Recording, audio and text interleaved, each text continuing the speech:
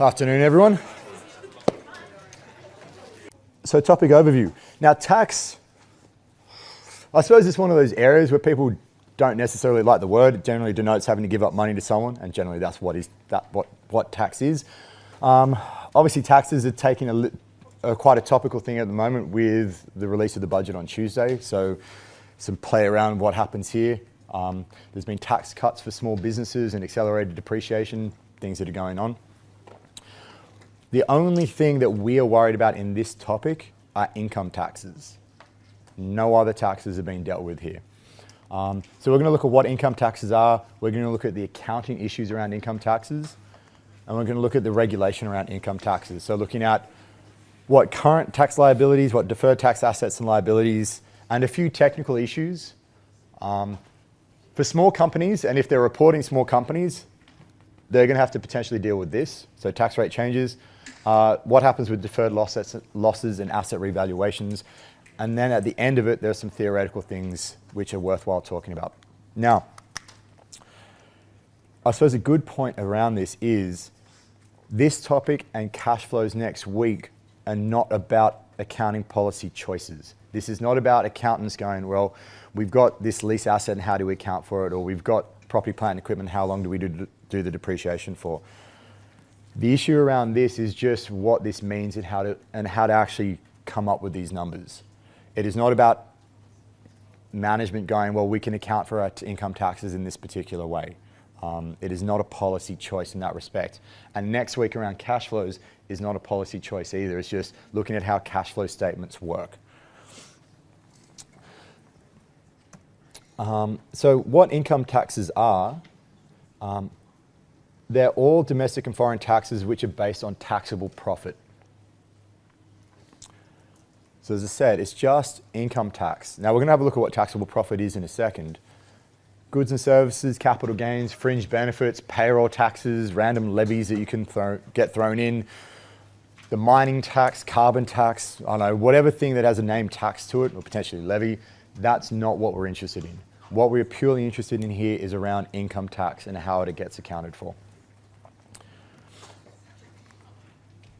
Now, the underlying issue in this is that the accounting number for profit and the profit as devised by the taxation authorities are different. That's what causes this problem. If these were the same numbers, we wouldn't have an issue with any of this. This would actually be really straightforward. Now, how many of you guys, the subject, correct me if I'm wrong, you have to do 2 law subjects as part of an accounting major. One of them being, is it company law? Yes. And the other one being taxation law? Okay. How many of you guys, I'm not about to ask you for details about the Income Tax Assessment Act, but how many of you guys have done or are doing taxation law? All right, so a few. So some of this is not necessarily new. We're not going to go into a heap of detail about it, but the point is, accounting profit is everything that we've been looking at for the last 9 or 10 weeks or so. So accounting profit is how we determine revenue by AASB 118, is dealing with expenses and accounting stuff for property, plant, and equipment under AASB 116. That's all these things that happen to figure out what our accounting profit is. Taxable profit is a different beast. Taxable profit is driven by the Income Tax Assessment Act, and they're not going to give you the same number in every situation. So there are similarities, but there are also some significant differences between them. And taking a step back, I want to get you guys to actually this is not really putting your thinking caps on too much. What is the purpose of accounting? We're meant to know that. Why do we have accounting? Yeah, to help make decisions. So accounting, by and large, I know there's some other reasons in there, but from the regulatory point of view, from what the AASB and the AASB see it, accounting is to help people make decisions. Why do we have, what are taxes for?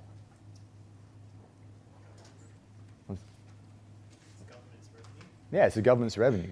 So and the tax legislation around that is to work out ways so they bring in revenue. Now, if you had to choose between which one is likely to be a more objective set of numbers and which one is likely to be a set of numbers which maybe have a little bit more subjectivity built into them. Which do you think is going to be which?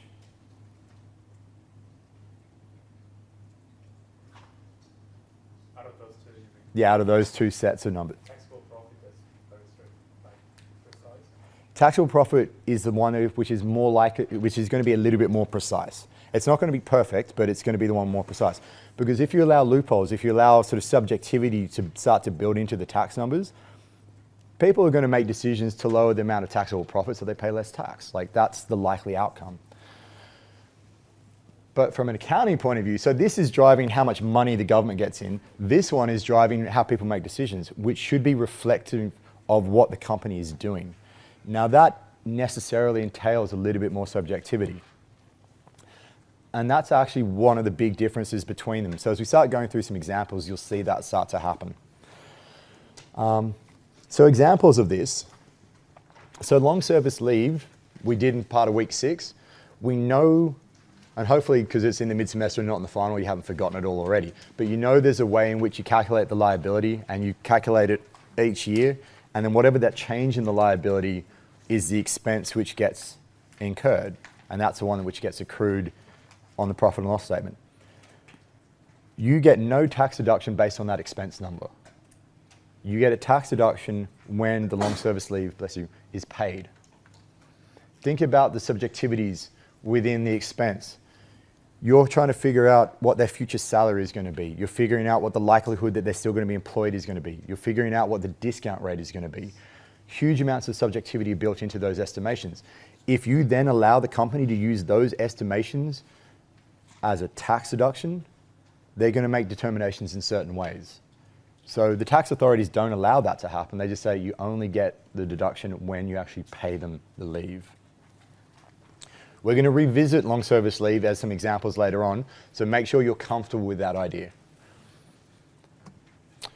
Revenue received in advance. In advance. Revenue only when the service is being performed. So AASB 118, or as you guys should be on top of now, what the requirements are of IFRS 15. But revenue is only happening when the service is being performed or the good is delivered. Typically, not all the time, but typically it's taxed on receipt. So when the cash flows. Those timings aren't always the same. The point of it is there are differences between these things. There are more examples in your text. We're going to cover some general examples in the tute type work. Hopefully, if we can get through all the example today, we'll do that as well. All right. This is Qantas. I know it's not in your books or in the slides, but this is Qantas. This is their profit and loss statement. The thing I just wanted to even write this number down. 2014, they had an income tax benefit. So they didn't actually have an expense in 2014. They had a benefit. So it was a negative expense of $1.133 billion. So they didn't have a tax expense. In 2014, they lost close to $4 billion and they had a positive tax expense. They had a tax benefit. The point of this is that number there is not them saying we received over $1 billion from the government. The tax expense number that you see on the profit and loss statement is not the amount of money that was paid or received by the company. If you wanted to figure out where to see how much tax that they paid, where do you think you would go?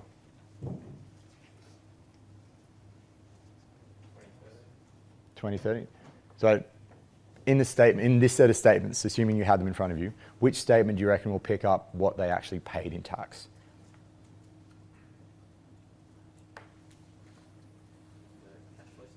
Yeah, it'd be in the cash flow statement. We go to the operating statement of cash flows, and they didn't get any money from the government. It wasn't a negative, it wasn't cash inflow from taxes. So even though they had this $1.1 billion cash tax benefit, they still paid the government $2 million in income tax. That's the point that is important here. What you see on the profit and loss statement is not necessarily anything to do with the amount of cash that they receive or pay. Nothing. because there are some other things going on, and we're going to look at these, so don't worry if you're not too sure what they are.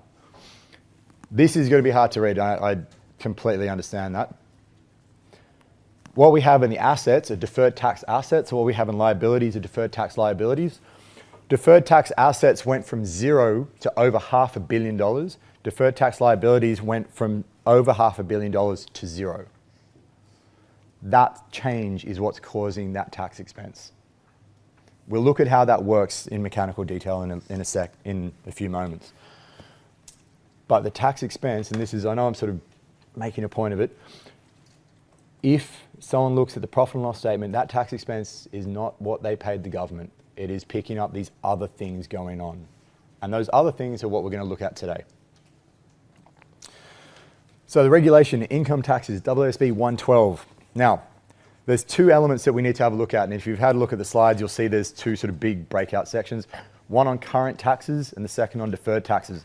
Current taxes, relatively straightforward. Deferred taxes, we need to spend a little bit more time on. So current taxes, just generally before we get into current taxes, we recognize this in profit or loss, generally speaking. So current and deferred taxes shall be recognized as income or an expense and included in profit or loss for the period. You may note the ellipses at the end there. There is some other detail in paragraph 58, and we're going to see that when we get to asset revaluations. But generally speaking, the effects of current and deferred taxes get seen in the profit and loss statement, just like what we saw with Qantas. Current tax. I know whenever we do the tax topic in spring, it's always just as we get to the end of October, which is when your tax returns are due in. So we can always talk about the fact that people have got to get them ready. Current tax is based on what you owe the ATO. So if we're thinking from an Australian environment, when you fill out your tax return and you lodge it, and they work out you owe, actually for most of us, if depending on how it's gone, we usually get a return. But if you happen to be someone that has to owe the government some money, which I've unfortunately had to be from time to time, what I owe is current tax payable. That's it. And that is based on, and if you fill out your tax return, you get to the bottom of it all and you have your assessable income number. Pretty sure, is it taxable income or assessable income they call it? So it is taxable profit, taxable income. I get an accountant to do my taxes, so I haven't looked at it for a while. And he charges me far too much, bloody accountants. But that number at the bottom of your tax return is taxable profit. That's what we're talking about. And then they give you definitions of that there. So to the extent that you haven't paid the government the money that you owe them, you have current tax payable. If you paid them, then you just got nothing there because you paid them. So tax expense is your current tax, which is what the entity owes the government. Now, what we're not getting into, which is a really interesting topic and a really interesting area. Now, the government, I don't know if any of you have been paying attention to what happened on Tuesday. I learned a little bit about it because I was actually down there to be a part of it for it. But they're going to go after multinational corporations and the amount of tax that they don't pay. But they haven't estimated anything about the number, the actual profit or the revenue that they're going to drive from that. They don't know. And to be honest, I haven't seen the legislation yet, but looking at the details of what was provided on Tuesday, I don't know how much money they're going to actually get. But that's by the by. But issues around Apple and BHP using marketing hubs, all of these things, really interesting, really topical areas, nothing to do with what we're looking at here. What the entity actually owes the government is this current tax bit. Deferred tax, that's picking up the change in deferred tax liabilities and deferred tax assets. Remember back to Qantas. Qantas had a change in deferred tax assets. They went up by 600 million or 500 million. Deferred tax liabilities went down. Those changes are what we're putting through in here. Oh, cool. We're already doing an example. So, if you've got the example with you,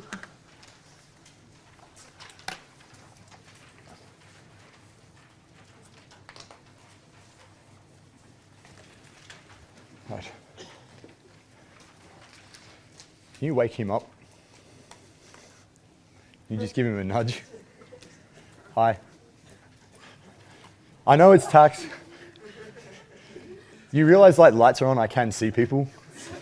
There we go. That's all right.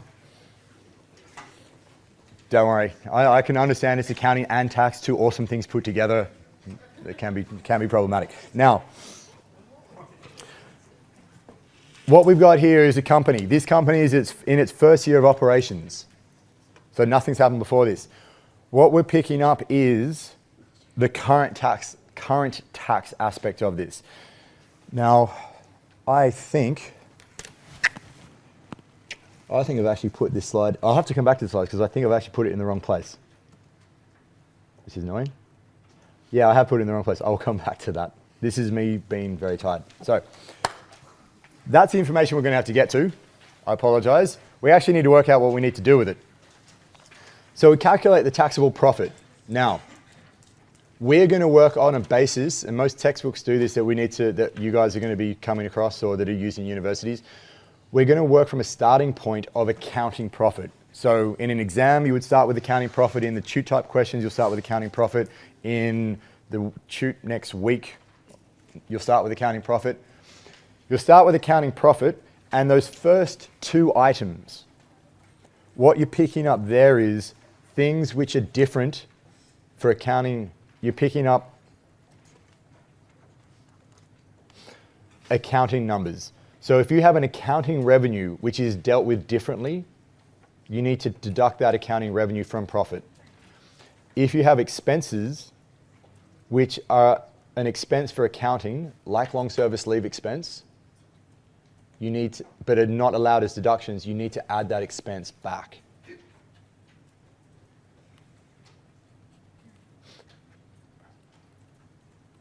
These are your tax effects.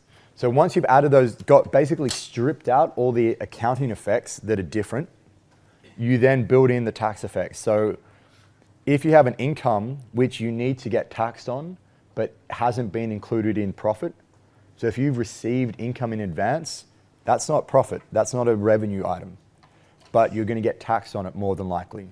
So you need to add that in. If you've got a deduction which hasn't been included as an expense, then you need to take that away. Where's my... Once you've got that taxable profit number, this bit's all really easy. You just take that taxable profit number and multiply it by the tax rate. And the tax rate, which one you need to pick, is in paragraph 46. But for Australian companies, the ones that we're going to be looking at anyway, 30% is just the number that we will see pretty much all the time. Once you've done that, you record the journal entry, and just a couple of comments about the journal entry. What's important here is obviously the debit and credit, obviously a number. Something about, look, whether you have current or income in there, I'm not really, we're pretty agnostic about, but make sure it's clear that it's tax and it's an expense.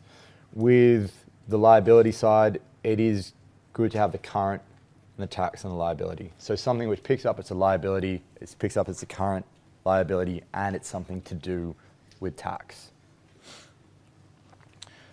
So now with that out of the way, we can actually come back to what I was going to look at. So what we've got here is an extract. Gross profit, so sales minus cost of goods. There's nothing really controversial in those two things, so we can really not worry about them too much. But we have a list of 6 expenses, and those 6 expenses are what we're going to have to deal with. These are all accounting numbers. And what we end up with, which you'll see gets transferred, is a net profit before tax of $435,000.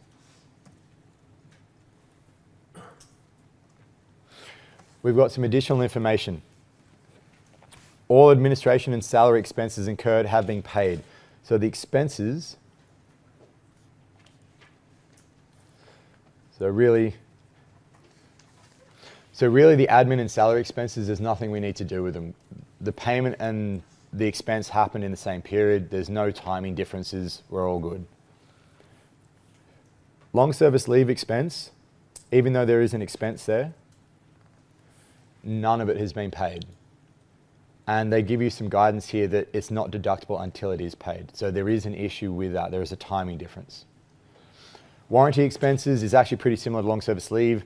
You know how you build the expense up, but you only get the tax deduction when it's paid. Bless you.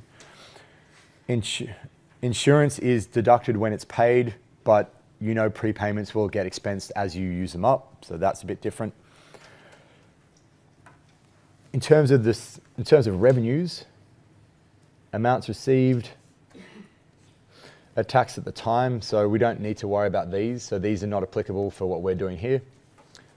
And the property, plant and equipment is depreciated over 5 years, but over 4 years for tax.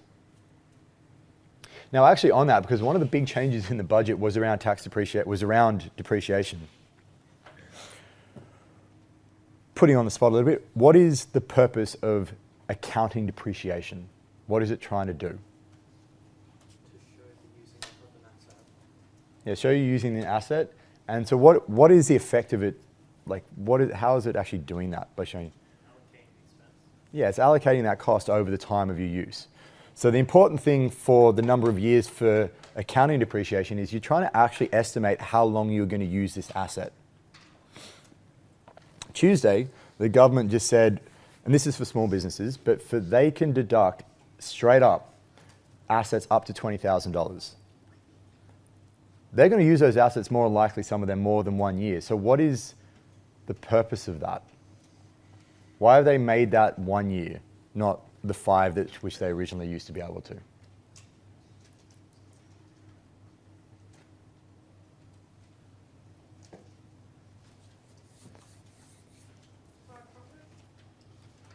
Higher profit. It does affect, well, it lowers profit. I don't know who said, Kate, was that? Yeah, like as a deduction. Yeah, you get it. Sorry, increase profit with a higher expense, like deduction of. So you get a higher deduction straight up. Yeah. Yep. Down. I was going to say cash flows in the immediate future. What's that? Better cash flows in the immediate future. Yeah. Why are there better cash flows right now with this immediate deduction? Because your deductions will be higher. Yeah, you get an immediate deduction. You get to claim $20,000 straight up, which means at the tax rate, let's say it's still 30%, because 28.5%, I can't do that number. But that means you almost get back immediately when the tax year finishes, you almost get back $6,000 straight up. It's bringing forward that cash flow. It improves the cash flow. Why would they want businesses to have an improved cash flow in year one? That's where most of the expenses are incurred. A lot of expenses are incurred at the start, and plus it gives people money in their pocket straight up rather than having to wait over 5 years. So the tax depreciation years are not necessarily anything to do with how the asset gets used. Often it's a tool to try to affect other things. In this case, they're trying to prompt investment by small businesses to get activity happening. Tax rate in this case is 30%.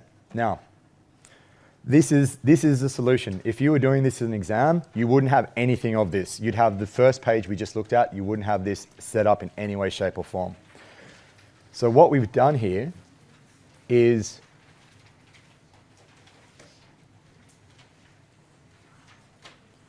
we started with accounting profit. Now, from this accounting profit, you could set it up slightly differently to this, but this is just the way we've gone about it here. First of all, we've taken into account and stripped out all the accounting effects. So we've gone, what are the things which are done differently? So you'll see that admin and salary expenses are not up there because they will get treated the same way in this example for tax and for accounting purposes. So we don't have to do anything with them. Long service leave, warranties, depreciation, insurance get treated differently. So we're adding them all back in and then we're stripping them back out again as deductions. So I'll go through why the numbers are in there the way that they are. Then I'll make a couple of points about maybe a good way to think about doing these. Right, so long service leave expense, these items are all driven from the profit and loss statement. If you just literally take these numbers from the profit and loss statement, that's all you need to do. These numbers are the numbers which require a little bit more thought, but not a huge amount more. which is good. Long service leave paid. That is what you get as a tax deduction. They tell you that nothing gets paid, so we have zero deduction. Warranties, you get a deduction when paid. That's given information. They tell you that you spent $10,000 repairing warranties, so just throw that in. Depreciation is a little bit more involved. Now for this 120 is over 5 years. Now we could go to the balance sheet and actually look it up there as well, but $120,000 a year, and if you've got 5 years of it, will tell you that you are depreciating $600,000 over the life of this thing. Which means if you're tax deducting it over 4 years, it's $600,000 divided by 4. That's all that we've done. Nothing super complicated with it. It's just figure out what the amount that we're depreciating it and just figuring out that over 4 years. The insurance paid, again, the key, and we got told what this was. It was a given number. Accounting effects added back, tax effects deducted. We end up with 465. We take that 465, multiply it by 30%, and that'll give you 139,500.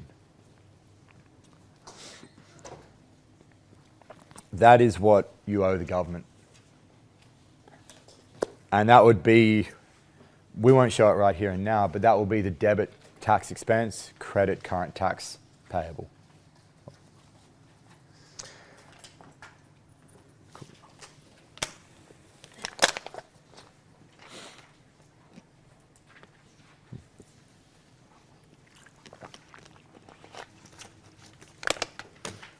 Awesome. Okay, so this gets into the more conceptual part of it. And there are numbers, and certainly numbers help in this.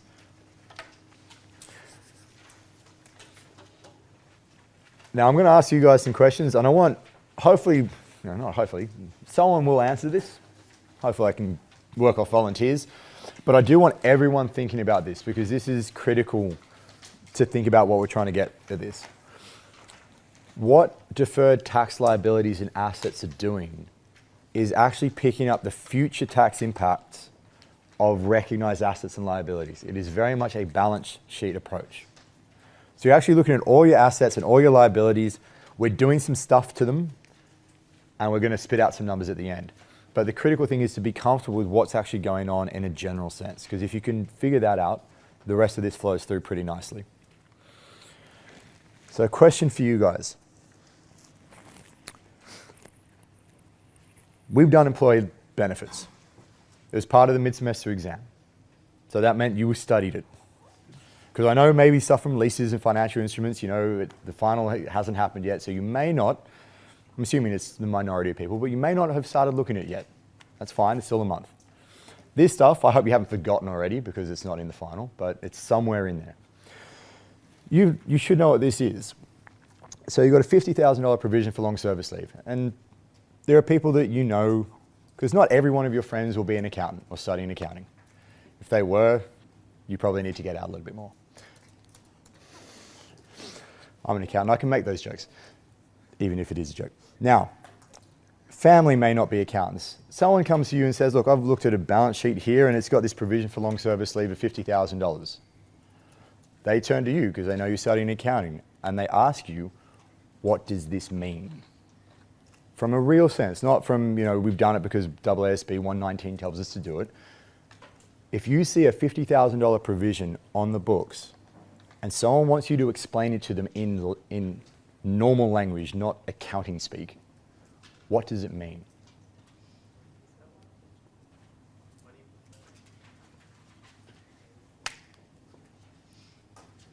It's important we get this bit. It's highly probable that somebody's going to take long service leave in 100 years. Yeah, so it's telling you that it's highly probable you've got employees on the books that someone is going to take long service leave in the future. And what happens when they take that long service leave? It gets expensed. No, not even in county. Just what happens, what happens when someone takes long service leave? Yeah, it's likely in today's money, sort of probability weighted, all of that, you think it's going to cost you $50,000 because they're going to get paid some money when they go on leave. So the upshot of all of that is at some point in time, you've got this thing is going to happen in the future where you have to pay some money out to someone because they're going to go on holidays. That's what that represents. Now, remember how I said earlier on, there was a thing about long service leave and we went through the tax effect of it? And I wanted you to remember what that was. What happens from a tax point of view when that person takes their holiday and they get paid money? It will be a deduction. So that you were, cousin. So it will be a deduction. So at some point in the future, you'll get your company, if this is your company, they will get a deduction because you have taken leave. What does that mean in terms of the amount of tax that they're going to pay in the future? I know we're stepping through it, but if you're comfortable with this, everything else is actually relatively straightforward. You'll pay less tax. It'll be lower. If the tax rate's 30%, how much less tax will we pay? $15,000. Hopefully everyone's following along with that. Now, so we've got this $15,000 benefit happening sometime in the future because of this thing on the books. If we have to call it a deferred tax asset or a deferred tax liability, we haven't looked at what those things are defined at. We don't necessarily know what they are from a technical point of view. If you had to call that $15,000 a DTA for an asset or a DTL a liability, which do you think it's going to be? An asset, because you're paying less tax, and that's a good thing. Okay, maybe not from the government's point of view. Maybe it depends on whose view that you're seeing this from. That's it. We've worked it out. You guys have actually stepped through what they are. This represents a future deduction, and when you get that future deduction, you pay less tax. That to the company is a good thing. It's an asset. That is literally what DTAs are. We are going to look at them in more detail, but if you've got that in mind, it actually makes life a hell of a lot easier rolling forward. So what's the goal from this? What we need you to be able to do, so in terms of deliverables in 1 month's time for an exam, I can't remember if this is a practical theory question, you need to be able to look at something and to be able to work out what the DTA and DTL is for any given asset or liability. Because what we're going to get you to do is then figure out the change and figure out, is there an expense or whatever in relation to it. So that's what you need to be able to do. So you need to be able to determine the change over a period of time of deferred tax, of deferred tax assets and deferred tax liabilities. Why? Because those changes, as we saw with Qantas, those are the changes which go into tax expense. Right, this is the process. And I'll tell you what, the difficult thing is this bit. If you can do this bit, this is actually really straightforward. This bit's the hard bit. After that, it's all pretty much mechanical. So the first thing we need to do is to work out what the tax base of any particular asset and liability is. Once you've done that, the rest of it is just basically number crunching. And literally, if you can use a calculator to add and subtract and multiply, you're sweet. That's all that you need to be able to do. So the first bit, calculate the tax base of an asset or liability. So conceptually what a tax base of an asset or liability is, if you want to think about it this way, is imagine you have a second balance sheet for your company. And that balance sheet is all these assets and liabilities you have, but the numbers, how they're worked out, is if they're worked out from a tax basis. That's what we're doing. So the tax base of an asset or liability is the amount attributed to that asset or liability for tax purposes. So we are creating a second balance sheet in effect. Now the way in which you do this for an asset or liability is different. So the tax base of an asset is the amount that will be deductible for tax purposes against any taxable economic benefits that will flow to an entity when it recovers the carrying amount of that asset. The key thing in this is the end of that first line. is the amount that will be deductible. That is what we're really picking up. So imagine this. We have a piece of machinery which we purchased for $200,000.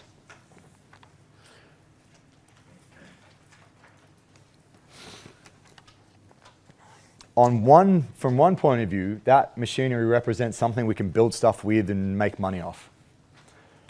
But from another point of view, that $200,000 represents future deductions. So at time zero, before we have any deductions in relation to it, we can claim $200,000 of tax deductions. If we get to claim $200,000 of tax deductions over time, we are ultimately going to have $60,000 less tax to pay in the future. Now, for tax purposes, the machinery will be depreciated over 10 years.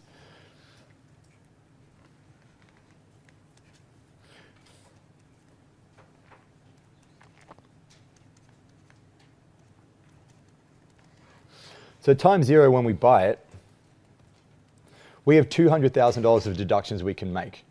And if you remember the definition from the slide before, that's the amount which is the tax base. So the tax base for this asset at time zero is $200,000. But as you're depreciating it, you're getting a $20,000 deduction in that first year, which means the tax base becomes $180,000 because of the 200, you've already claimed 20. You've only got 180 left.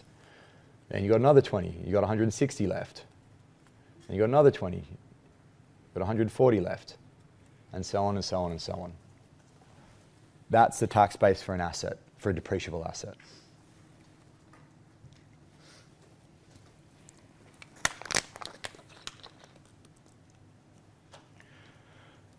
There's a second part to paragraph 7. If those benefits will not be taxable, the tax base of an asset is equal to the carrying amount. So,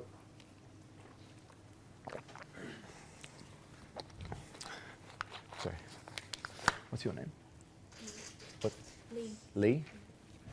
So if I sell something to Lee and she hasn't paid me, if I sell $10,000 worth of water bottles, whatever, to Lee and she hasn't paid me yet, I have an account receivable from her. She owes me $10,000. But in this particular case, that sale, that $10,000 has already been included, the revenue from the sales has already been included in profit or loss. And I think what I should have also added in there is, in this particular case, I should have said is the revenue from the sales has also been included in, included from a tax point of view. That means when I receive the money from her, which is the benefit, I'm not getting taxed again on it. So in that case, the benefits I get are not taxable. The tax base in this case is $10,000. Similarly, if I have cash in my bank, the benefit is the cash sitting there. So the tax base, I may have $100,000 sitting there. I'm not getting taxed doing anything with that cash. It's just cash. So that $100,000 is the tax base of cash as well. Now the really neat thing is, if you go to paragraph 7, there's actually a breakout box underneath it which has a list of 5 or 6 examples of different assets and what their tax base is. And those are the commonly used ones. So you can just go and have a look and check that out. And if you guys bring your handbooks into the exam with you, not looking at anyone in particular, it's really handy to have. Tax base of a liability. The tax base of a liability is its carrying amount, less any amount that will be deductible for tax purposes in respect of that liability in future years. So you're looking at deductible, you're still looking at deductible amounts in relation to this thing, but, and here's the important part of this, which will be very, very useful to figure out if something is a DTA or DTL, is that word right there. Because your starting point is the carrying value. So whatever that liability balance is, that's your starting point. You're coming down from that starting point. The amount that the tax base of that liability is will always be less than what the carrying value is. It can never be more than it. That makes life a lot easier when you're determining whether or not a difference for a liability is a DTA or a DTL. So you're pretty much picking up with any particular thing what the deductibility is, and you're taking that away, which is why we did what we did with provisions, or the provision for long service leave. So in that $50,000 example, we already figured this out. This is just putting the detail behind it. You have a $50,000 provision. You get a $50,000 deduction when that payment is made. 50 minus 50 gives you 0. That's just what we've got here. Right. In the case of revenue received in advance, the tax base of so there is a second part to paragraph 8. So they're looking purely at unearned service revenue. The tax base of the liability is the carrying amount less any amount of the revenue that will not be taxable in the future. So the entity has received $10,000, has a $10,000 balance in interest received in advance. The related revenue has been taxed on a cash basis.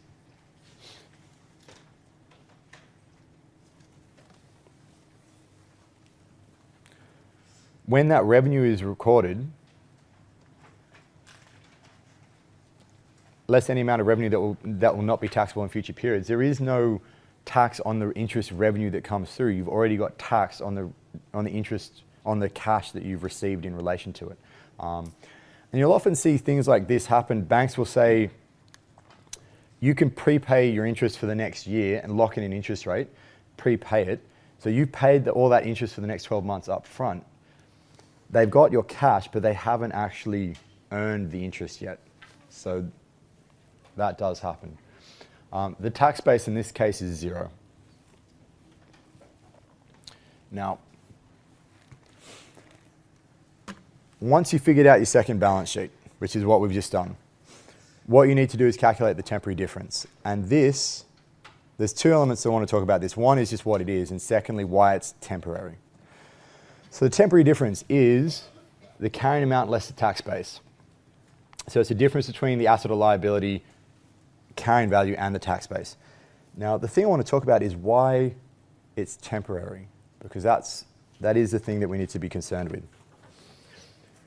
So let's say we have a $100,000 asset. For tax, it will be done over 4 years, depreciation, and for accounting, it will be depreciated over 5 years. So we have, let's do accounting first. Accounting, tax, temporary difference, times 0, times 1, times 2, 3. Okay, for accounting, it will be 100, then 80, 60, 40, 20, 0. For tax, it'll be 100, but you're only doing it over 4 years. So it'll be 75, 50, 25, 0, 0. Hopefully everyone's already spotted what's going on. Temporary difference. So this is the second step. And as I said, it's really easy once you've figured out this information, generally speaking, if you're doing year by year, will be given. So you'll have the carrying, generally speaking, the carrying amount's already set up. This is what you need to be able to calculate. This is then really straightforward because it's just a difference. In that case, it's 0, it's 5, 10, 15, 20, 0. And what we've just picked up there is why this is temporary.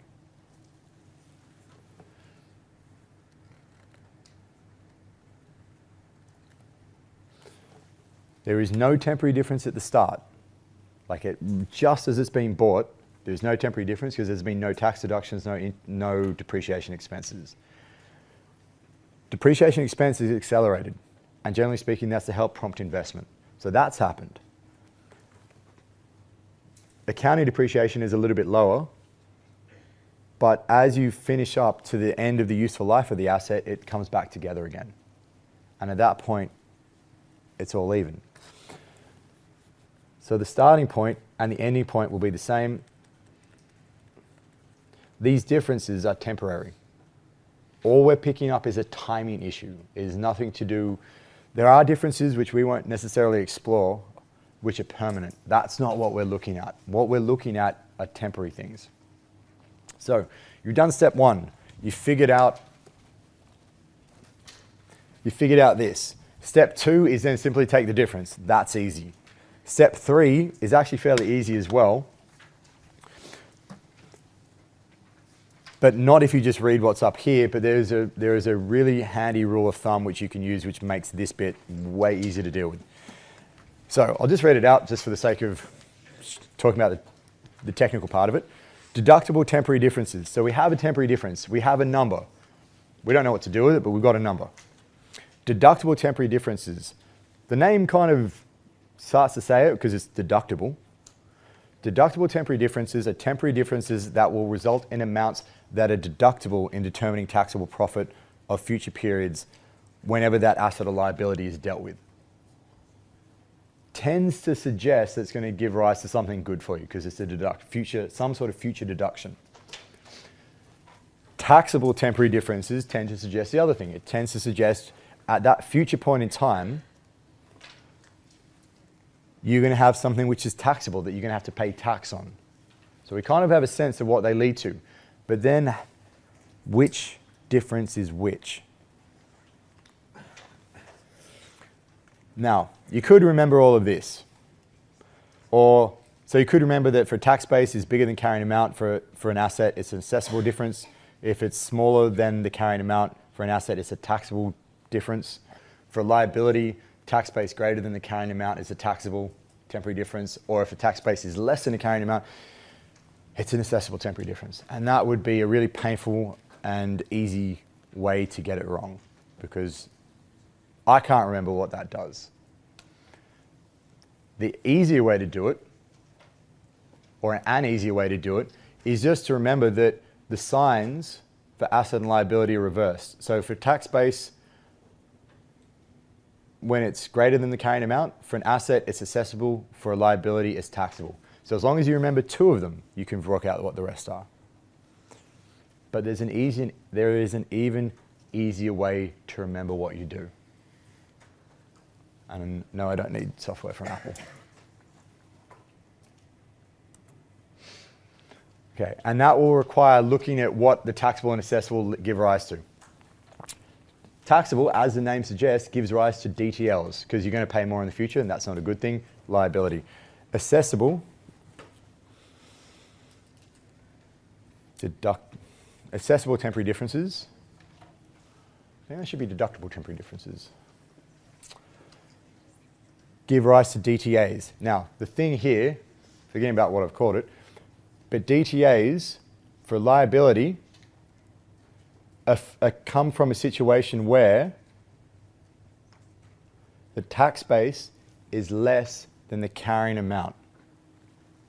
And if you remember the definition of a DTA, what the tax base of a liability is, it is the carrying amount less something. The carrying amount for the tax base for a DTA has to be less than the tax base for liability has to be less than its carrying amount. This is the only scenario that can work for liability, meaning just because of the way that the definition of a tax base is for liability, which means the only thing that a temporary difference on a liability can give rise to is a DTA. So basically the rule of thumb is, not even the rule of thumb, it's just what happens. If you have a temporary difference on a liability account, it will be a DTA. It cannot be anything else. Which generally means you can use the signs from that difference to then work your way back to what the asset is. And 95% of the time, a temporary difference on an asset account will give rise to a DTL. It's not perfect, but most of the time, if you've got a temporary difference on an asset, it will give rise to a DTL. Now, I can see that's going over like a lead balloon. And it is one where you do need to spend some time with. And I can sit here and talk about it till the cows come home, but it is just working through it and seeing how it works in practice. Now, deferred tax assets, there are a couple of comments in this, and then we'll get into the example. So deferred tax assets are the amounts of income taxes recoverable in future periods. We've created deductible temporary differences. We've created carry forward unused tax losses, which we'll talk about, or carry forward of unused tax credits. Now, an important thing from that.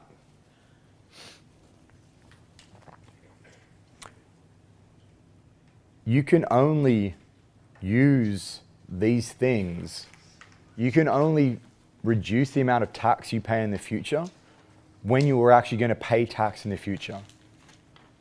The government doesn't give you money as a tax. They don't give you, if you've made losses, they're not going to give you money. They just let you offset that in the future. But the important thing with that is you have to be expecting to make profit in the future. If you don't expect to make profit in the future, you've got nothing to offset this DTA against. So this thing here, if you were to ever see a company do this, that's a massive red flag, because if they're impairing and writing down their DTAs, and I haven't heard of a situation where it's happened, but if they are, that is the company explicitly telling you they do not expect to make taxable profits anytime in the future. That's probably not a good thing. Unless they've got really clever accountants and are just working on ways to make money without having to pay tax on it. Now that's different, but it's generally not a good thing to see that happen. Deferred tax liabilities, income taxes payable. So they're income taxes payable in future periods. The amount is really straightforward with one small thing to be aware of. The dollar value is whatever the temporary difference is multiplied by the tax rate. Now, the tax rate is not necessarily the tax rate today or in this financial year. It is a tax rate which is expected to be in effect when that DTA or DTL is realized. So for small businesses that potentially some of these are using Australian accounting standards, their tax rate is quite possibly changing in the near term. So that may be 28.5% down the track. So that is the rate that they would use, even though 30% is the current rate. So that's something to be aware of.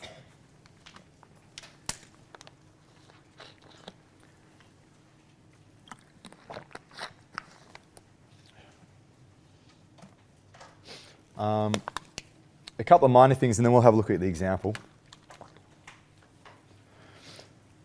The DTA or DTL amount, so when we work out what this DTA or DTL amount is, that is the level. It's not the change that we're picking up.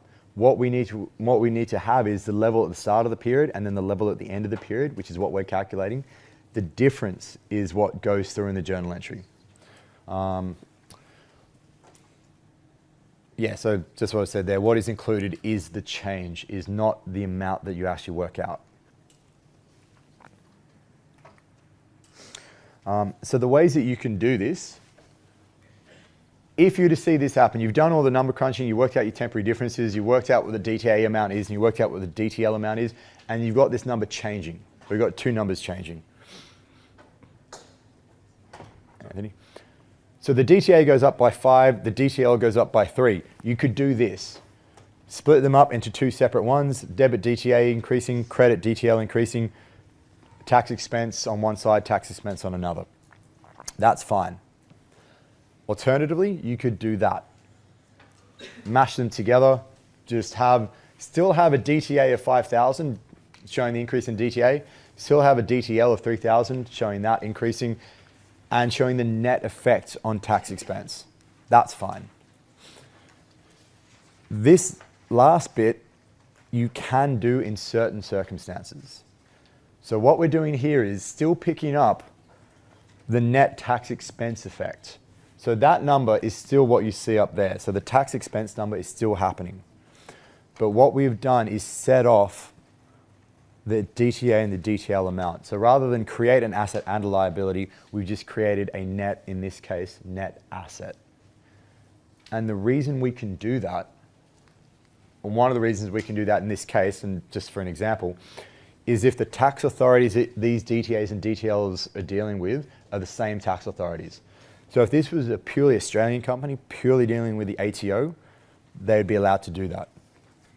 If it's dealing with different tax authorities around the world, then they would have to show DTAs and DTLs in this case. But have a look at 71 and have a look at 74. And I think, okay, that's really small, but you guys have a copy of it, and that was the point.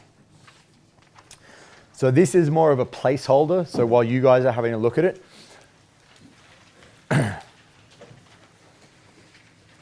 what I would just want to point out is what you would receive and what you would have to deal with.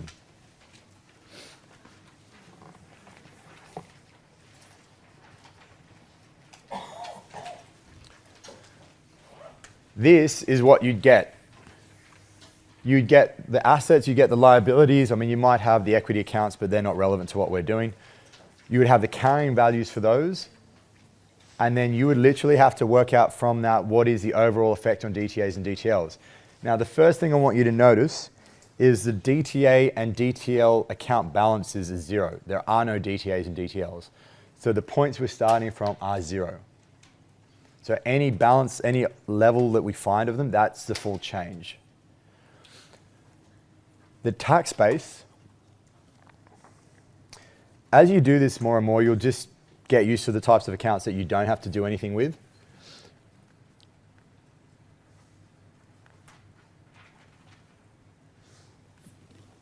Cash inventory accounts receivable are not accounts that you're going to have to worry about. If you're not too sure why at this point, have a look back over the notes, but also have a look at AASB 112 paragraph 7. It actually has examples, so it's useful. Accounts payable and loan payable, we don't have to deal with from a liabilities perspective because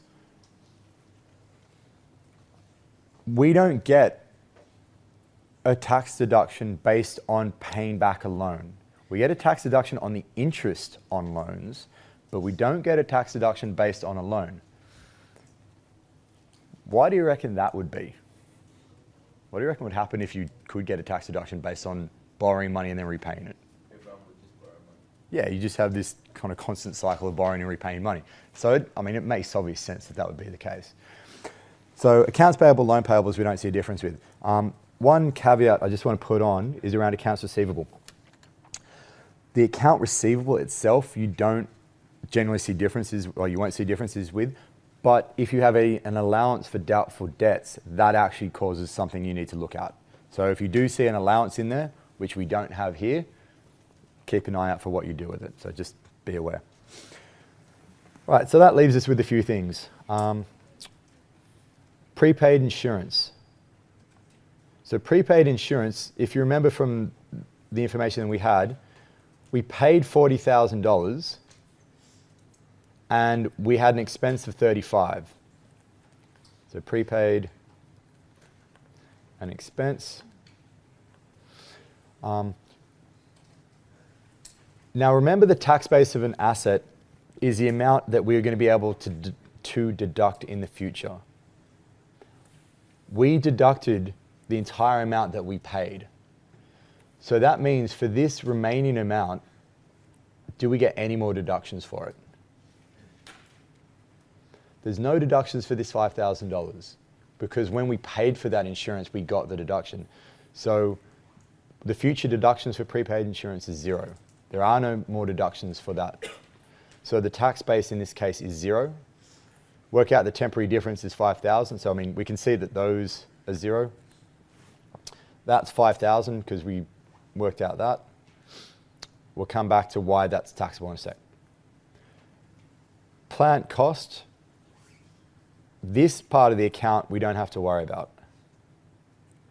You could do it as just working against the accumulated depreciation, or you could do it as on a net basis. I'm going to do it on a net basis. We already know that this is the accumulated depreciation from an accounting point of view because we know that that's the one of 5 years of accounting depreciation. So based on the 5 years. This is based on 4 years. So we've had 600 down to 480, meaning we've got $480,000 of accounting deductions left. where we've had 600 down to 450, we've already had $150,000 of tax deductions left. We have $450,000 remaining, which is why we have this number. Difference between 480 and 450 is $30,000. Warranties and long service leave, we've talked about. We've talked more about long service leave, but long service leave of 30,000, that is going to be a future deduction when it's paid. So all of it is a deduction. We get a zero tax base because it's the 30 minus 30 gives you 0. And for warranty expense, you get the deduction when you pay back, when you deal with the warranty. So 35 represents a future payment to clean up warranties. 35 minus 35 gives you 0. So we've dealt with those two, and we dealt with that one. 35 minus 0 gives you 35, gives you 30. We've figured out these numbers. Now the easiest thing to do here is to go, what way are the signs working? In this case, it's that way, and it's... And this is why just working off knowing what these create actually make life a whole lot easier, because you can see this amount, the carrying value is bigger than the tax base, carrying value bigger than the tax base, carrying value bigger, carrying value bigger. All the signs are in the same way. And we know that if we have a temporary difference for liability, these have to end up giving rise to DTLs. DTAs. That's good, that works out the same. They have to be DTAs, and because these are all in the same direction, if liabilities give rise to a DTL, these are going to give rise to a DT. It's been a long week. If these give rise to a DTA, these are going to give rise to DTLs. And so what we do is we add these up. So these add up to 35,000. Yeah. These add up to 65,000. Now that's not the DTA and DTL. We need to multiply these by the tax rate.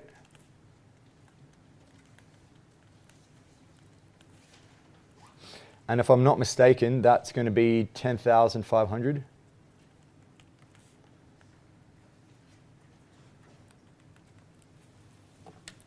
And 19,500. So this is the balance. That is the balance at that point in time at the end of, what do we have here? A DTL, a DTA. How you journalize it is really up to you. We are assuming we are working in a solely Australian environment, so if you want to put them together, you can, but it's really up to you how you deal with them at that point.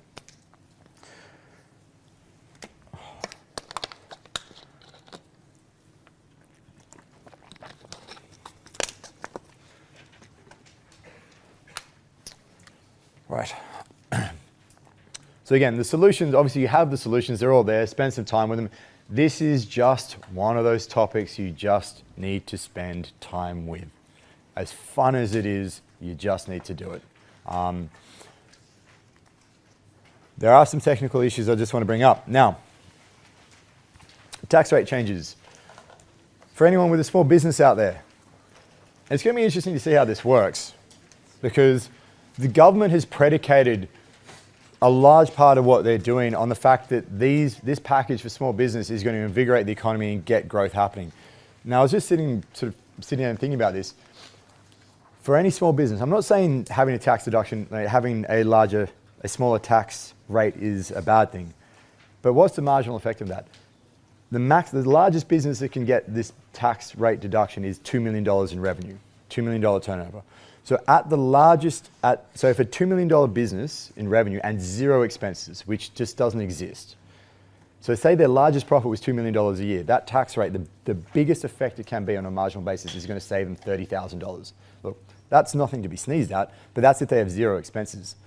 If they had, say, a 10% profit margin, so let's say they made a $200,000 profit, that's a $3,000 benefit. Again, you're not going to knock back money. I don't know about you guys, I certainly wouldn't. But that seems a pretty marginal effect on a $2 million turnover business to really invigorate things. So I don't know if it's necessarily going to work, but still better than 30%. When the tax rate changes, it causes some differences or some things that we need to deal with, because the balances that we have are based on the original tax rate.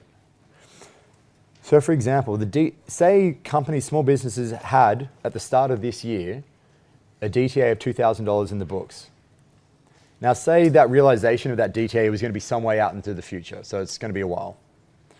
That DTA of $2,000 represents this temporary difference. Now the thing is, if the tax rate changes, and this was written before I knew what was going on, so if the 28% is a lot easier to deal with than 28.5%. If that tax rate changes to 28%, the temporary difference doesn't change. What changes is the benefit you get from that temporary difference. Because now that you get less, you're going to have to pay less tax anyway, the value of that temporary difference has been reduced. So instead of a $2,000 DTA, we only have an 1867, so it's 6667 times by 28%. So the value of that DTA drops. And you would need to adjust, before you do anything else, you need to adjust that down by $133. So that's tax rate changes. Tax losses.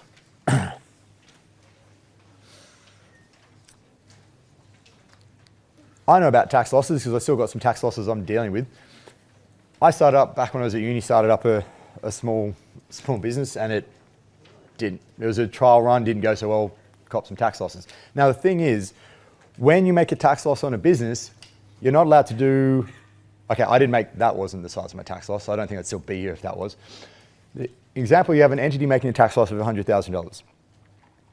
When you make a tax loss, that doesn't happen. When you make a tax profit, if that was a profit, not a $100,000 loss, you would be handing over $30,000 to the government. That's how that would work. You make a taxable loss of $100,000, the government doesn't hand over $30,000 to you. Otherwise, we'd be making tax losses all over the place. It'd be awesome. We're just getting money hand over fist from the government. Good days. What happens is this. They say, that's awesome. Or they probably don't. Actually, they probably don't care. They go, fine, you made a tax loss. Bad luck. We're not giving you any money now, but in the future, if you start making money again and you sort yourself out, we will let you pay less tax then. You get a deferred tax asset. So you get a tax offset for when you start making money. You still get the tax expense effect in that year. So that happens. The only difference is they're not giving you money back. You're getting a DTA being picked up. Think about Qantas right at the top. Go and have a look at Qantas' financial statements if you want to just double check this. They made, and I don't know what their taxable profit was because we don't have that information, but they made a $4 billion accounting loss. I'm pretty sure their taxable loss, they probably made a taxable loss. We saw their DTA go up. That DTA could be because of timing differences. It could be because of this. Credit tax expense is not an expense item. Well, it's an expense item, but it's coming in as a tax benefit, if you think about that, because a normal expense would be debit. So this is the opposite of that. Let's just imagine that the next following year, somehow you've swung from a $100,000 taxable loss to a $150,000 taxable profit. You're happy to an extent because you started making money, but then that means you have to start paying the government.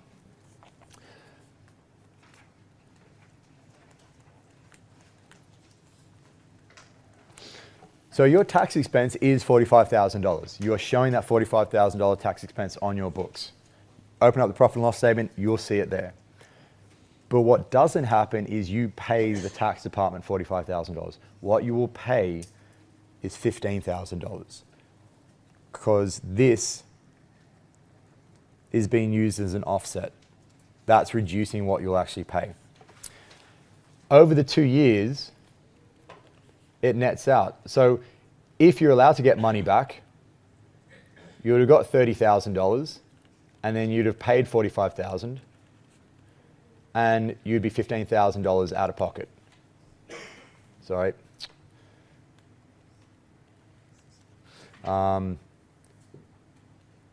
If it was based in cash. But if you're doing it in DTAs, which is what happens, there is no cash coming back.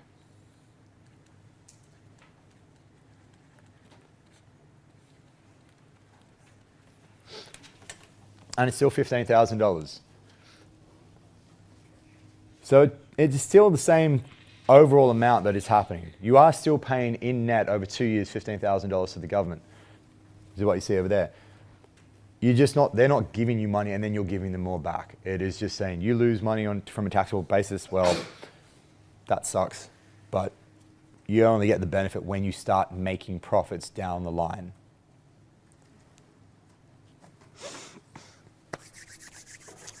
Last one, few minor points, just not so much things I'm going to answer, but things I'm just going to raise and for maybe you to think about. And they are good to think about, especially when you see the types of questions we've asked in final exams before. Land revaluation. I know anyone doing ABC, you already had to deal with tax effect accounting on revaluations. We're going to talk about that a little bit. So this is what we did in week 3, I think it was. So debit assets, credit revaluation surplus. So we've gone from 100 to 120. Thing is though, when we have a revaluation, I know this is putting your thinking caps back on again. When we have a revaluation, what is that number we are revaluing to?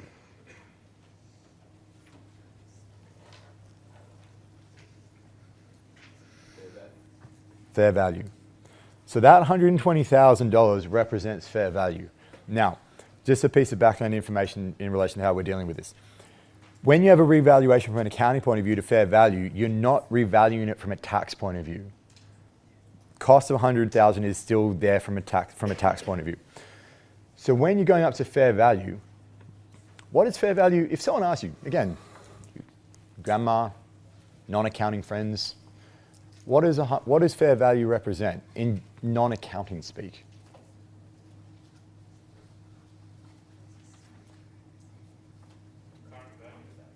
Sort of current, yeah, sort of current value is kind of what you could get in the market for it. So if that means 120 kind of represents what you could get in the market for it, if this person was to sell this land now, how much would their profit be? Not from an accounting point of view, because we've sort of already dealt with that, but from just an economic point of view, how much would their profit be?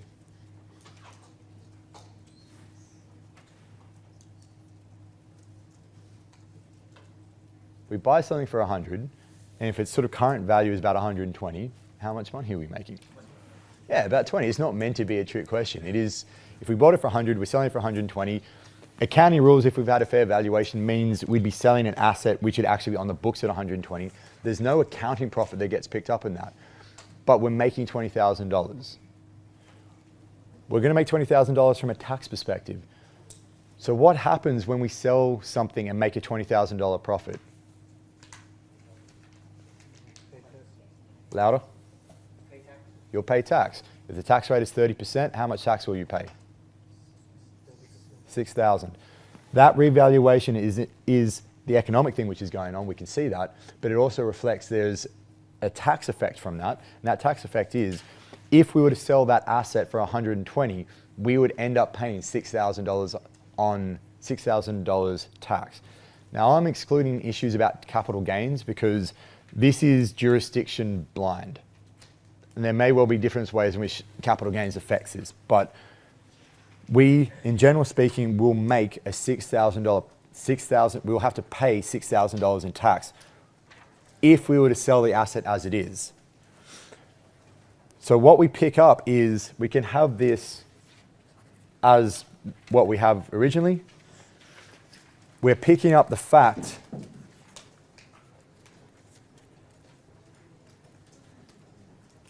We have future tax payable, if that occurs. And we have, and this is why it's asterisked. Remember right at the start on recognition, we talked about these changes go to profit or loss, and there were those ellipses at the end saying there was situations where it doesn't. Unless it goes to somewhere else and deals with something else as required by paragraph 58. So have a look at what paragraph 58 tells you to do. But that's why when you've seen it already in ABC, when you have a $20,000 revaluation, you debit asset $20,000, you debit revaluation surplus, credit revaluation surplus 14,000, and you credit DTL 6. That's the reason why that happens. You may well have already done it, but for those that aren't doing ABC, that's also why we do it. Theoretical issues. And a couple of things just to leave you on to think about. We've just talked about, we've created these assets, we've created these liabilities. They are recognized, they are on our books. But for a DTA, is there really an asset?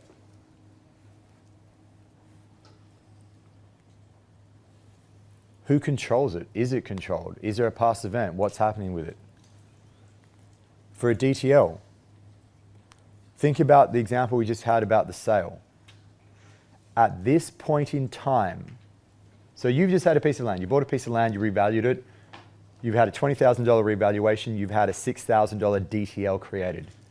Do you, at this point in time, owe anyone $6,000? No. You don't. What it's saying is at some point in the future, something would happen where you would owe the government an additional $6,000. But you don't, at this point in time, owe anyone that money. So is it really a liability? Now, that is actually a concern. A lot of analysts strip out DTAs and DTLs because they don't think they're real things. A lot of people reckon the whole AASB 112 is a really complicated thing. Do we really need it? And there is some truth to that argument. That said, it is something we need to do. It is in the standards as they are. We just have to deal with it. And there are some nice aspects to it because it does kind of bring in the accrual effect of accounting into tax. But like it or lump it, it's something we have to cover. And that's what we did. We looked at what income taxes are. Actually, I have two admin comments to make at the end of this. Income taxes, why they're problematic, and the regulation around them. Enjoy your weekend as much as you can. I shall see you bright and refreshed next Thursday. For those in the chute, I shall see you up there in a moment.